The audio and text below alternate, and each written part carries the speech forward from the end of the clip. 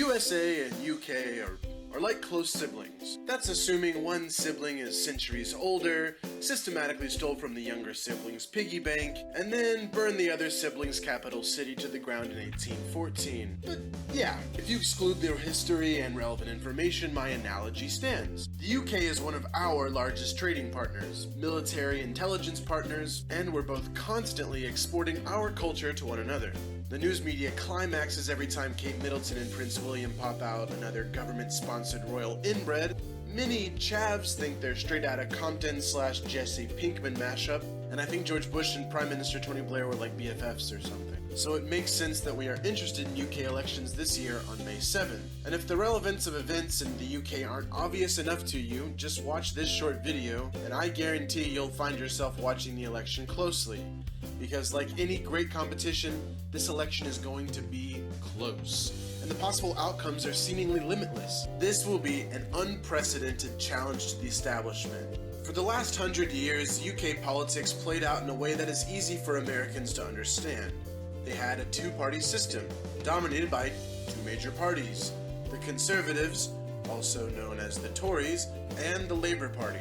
If you take a look at the time from Winston Churchill until today, you'll see that the Prime Minister was always from one of these two parties. Like the proverbial political ping-pong match, one Conservative Prime Minister in, Labour Prime Minister out, so on and so forth. For example, when the Right Honourable Conservative Prime Minister Alec Douglas Home proposed a new tax on Earl Grey tea and Harry Potter fanfiction in 1963, he was quickly replaced the very next year by Labour Prime Minister Harold Wilson, who went on to be famous for his attempts at outlawing passive-aggressive sighing caused by bus tardiness. The current Prime Minister, David Cameron, is of the Conservative Party, but he didn't get to 10 Downing Street, the equivalent of the White House, by winning a majority of the vote. In fact, he only pulled in 36.1% of the popular vote. He's expected to get even less this time around. And yet, he still has a decent chance of winning re-election. The UK, as we know, is comprised of England, Wales, Scotland, and Northern Ireland, the entirety of which is divided into constituencies, which elect members of Parliament, also known as MPs, to the House of Commons, which is like our House of Representatives. These constituencies are similar to congressional districts back in the USA, but with one major difference. The candidate with the most votes overall wins the seat in Parliament. No majority required. So each one of the 650 constituencies votes a member of Parliament. So how is a Prime Minister selected? Well, if one party wins the majority of the seats in the House of Commons, that would be 326 seats total, they are able to form a government and begin business with their choice as Prime Minister. However, when no party gains a majority, this is known as a hung parliament, and this is where things get interesting. A coalition must then be formed between two or more of the parties in order to build a majority. For example, in the 2010 election, David Cameron's Conservative Party formed a coalition with Nick Clegg's Liberal Democratic Party. They put the Conservatives 306 seats, with the Liberal Democrats 57, and bam! Over the 326 threshold, a government was formed. But it wasn't a happy coalition. Promises made, promises broken. In short, the people of the UK generally see the Liberal Democrats as having sold out over the last 5 years of coalition government. And now things go mad, mental, dog's bollocks, cheeky mate, you having a laugh, bruv? Absolutely wild. Sorry, people from the UK. Current projections have the Liberal Democrats losing around half of their seats, dropping from 57 to 27 seats in the House of Commons, which means even if they were to once again unite with the Conservatives, who are projected to lose seats as well, they could be well short of the 326 needed to form a government. Compounding problems for David Cameron, the Conservatives have limited options when it comes to bringing in smaller parties to form a majority. A tiny party from Northern Ireland might lend them a seat, possibly also the super crazy anti-immigration, anti-European, slightly racist United Kingdom Independence Party, known as UKIP, will have between 1 and 3 seats to share. But this will come with a big cost. UKIP's leader, Nigel Farage, will expect a referendum on the UK's membership in the European Union. This in exchange for his party's support. And even then, with all 4 or 5 of those groups together, the Conservatives will still likely be short of 326, the magic number for a majority.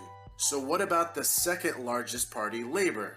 Led by Ed Miliband, Labour Party leader and former Wallace and Gromit cast member. Not the most well-spoken guy, stumbles here and there, he even eats a little bit funny.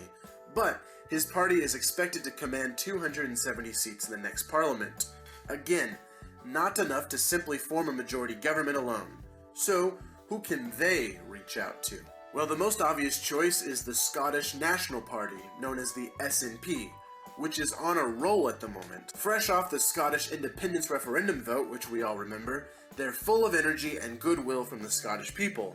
They're expected to pick up every single member of parliament from Scottish constituencies. Their leader, Nicola Sturgeon, is sharp. Easily the most talented politician running in this election, in my opinion anyway. They will likely have over 50 seats in the next parliament. That's up from 6 seats in the last parliament. They've indicated they're willing to form a progressive coalition with Labour to keep David Cameron and the Conservatives from retaining power. One big sticking point between the two parties, however, is the UK's nuclear program, Trinity. Nicola Sturgeon insists that ending this program is a non-negotiable part of any coalition the SNP joins. Ed Miliband has said that keeping the program is non-negotiable. Sturgeon has also refused to rule out another Scottish independence vote, something that both the Labour Party and the Conservatives would like to avoid.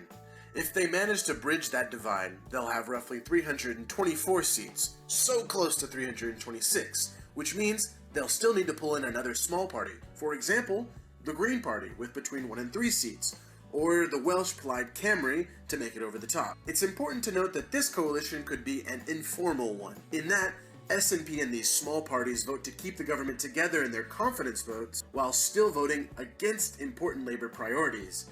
This is known as supply and demand, which seems to indicate to me that Ed Miliband will be the next Prime Minister of the United Kingdom. But what happens if no coalition can be formed? Parliament could once again be dissolved and there could be another election. However, this isn't likely, as the parties and voters alike will be election fatigued by this point. Whatever the result, this complex level of negotiation is fascinating to me. More importantly, this triumph of small parties is good for democracy. As an American, I wish we could see this level of wheeling and dealing from our politicians. I wish we could have a multi-party system as dynamic as this one in the UK. In 2016, we'll have our choice between one of dozens of Republicans and then Hillary Clinton. How dull is that? How nice would it be to see a true diversity of opinions represented in our republic, where small, great ideas had a chance to flourish, and growing bad ideas a chance to burn in the sunlight? How would that change our politics? Watch this election in the United Kingdom. Sure, their system isn't perfect, but I can guarantee you that even the little guys have a voice in this election. Have a great day, friends. Thanks for watching. If you enjoyed this video, please subscribe to our channel. And if you'd like to see more from us, check out my video from last week in which I explained whether or not Rand Paul truly is a libertarian.